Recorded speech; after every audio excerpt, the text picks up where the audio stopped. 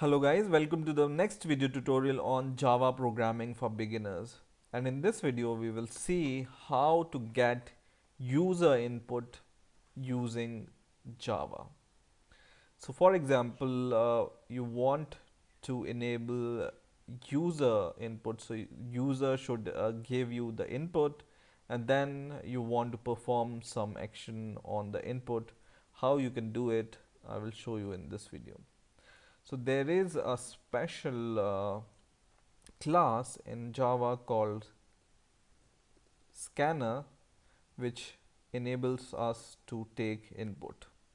So we will define scanner, which is a class, or you can say this can be a data type, and then I can define a variable for this data type or instance is equal to new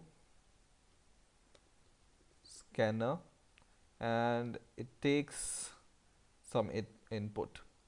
And what input it takes?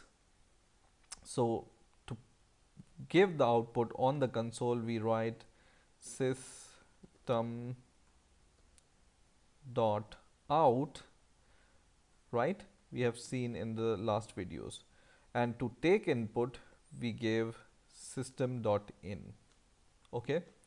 So this code will enable us to take the input from the user. Now, for the first time when you write this code, you can see a red squiggly line below the scanner. So this is because we need to add this class in our project or in our project file. That's why it's showing error. So when we compile this program, it will give us error. I'm going to compile it, and it says error exit in required project. Okay, so there is an error. When you go to the problem tab here, the error says scanner cannot be resolved. Okay, so to solve this problem, you just need to hover over the scanner, and then Eclipse, because it's an intelligent IDE, it will give you some suggestion to solve the problem. And the first suggestion is import scanner, and this is the solution of this problem. You just click import scanner and it will add this line to your code.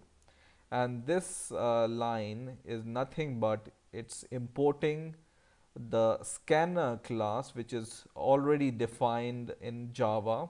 So this is provided by Java to you, which helps us to take the scan from the input from the user, right?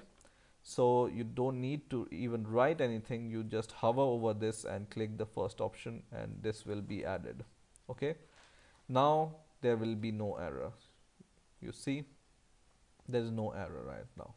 Okay, now to show what input the user has given, you can tell a user that you system. So we will write system dot out dot print ln, and in the brackets we can ask the user enter some number. Okay, and then in the next line we will define a variable. We have seen how to declare a variable in the last video. So for example, int user input number. This is the variable name. This is long, but it explains the use of this variable, right? And then you just need to use this scan object, which is this one, small scan, and then you just need to paste it here. Then just write dot, and when you write dot, it will give you some suggestions, right? And we are looking for taking a number as an input because this is integer, right? So we are interested in taking numbers as an input.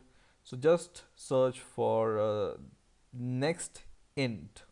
Okay, next int, and then just give this semicolon here, and in the next line we are just going to print the value. So we will just print the entered value is the entered value is, and then you can just print the value, right? So you can just write print. I haven't told you what is the meaning of this print, system.out.print without Allen.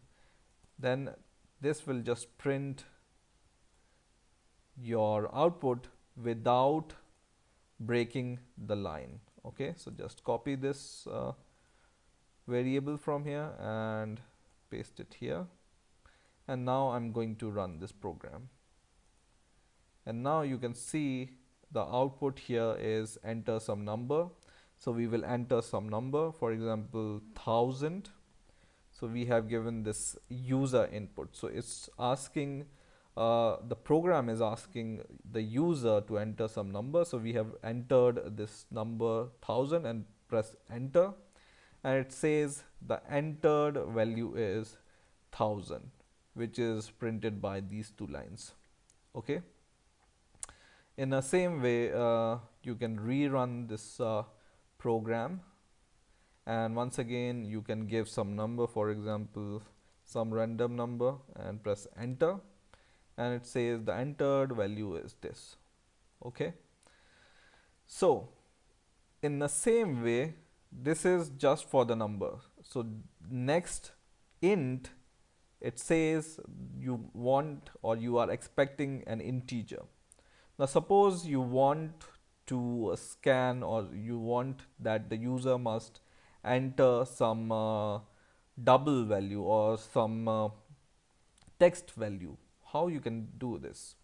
So you can do this. I will just copy the same lines from here, but instead of using this scan, I'm just defining another scanner, which is scan1, and in here I will say enter some decimal value.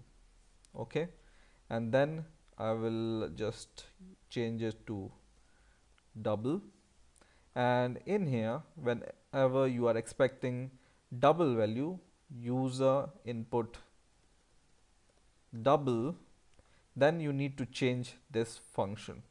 So you need now expecting double value, so scan dot next double.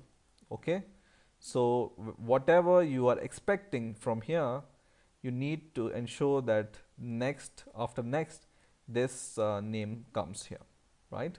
So right now you are expecting the double value.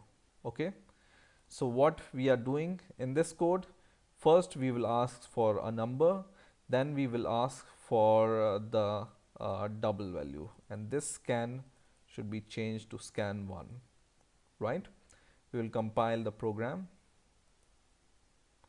and first it says give the number. I will give number 4222, and it says the entered value is 422, and then it says enter some decimal value.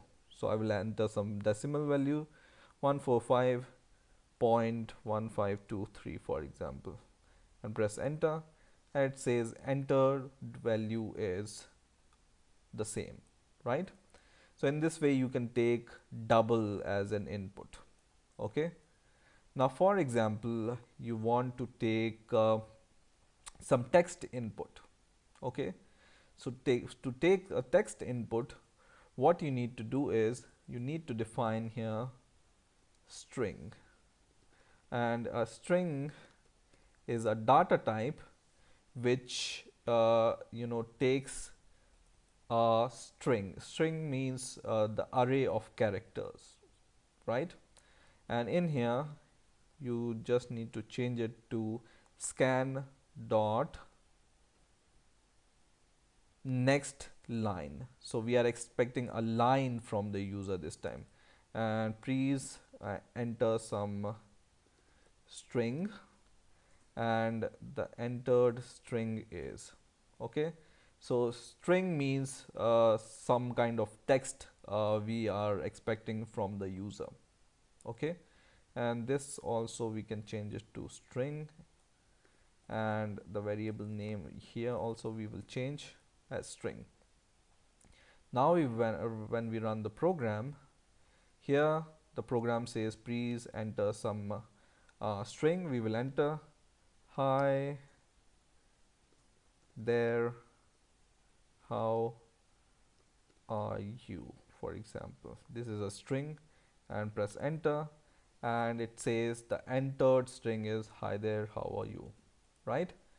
So in this way you can take different kind of inputs from the user and print it or assign it to some variable, and then use this variable in your program.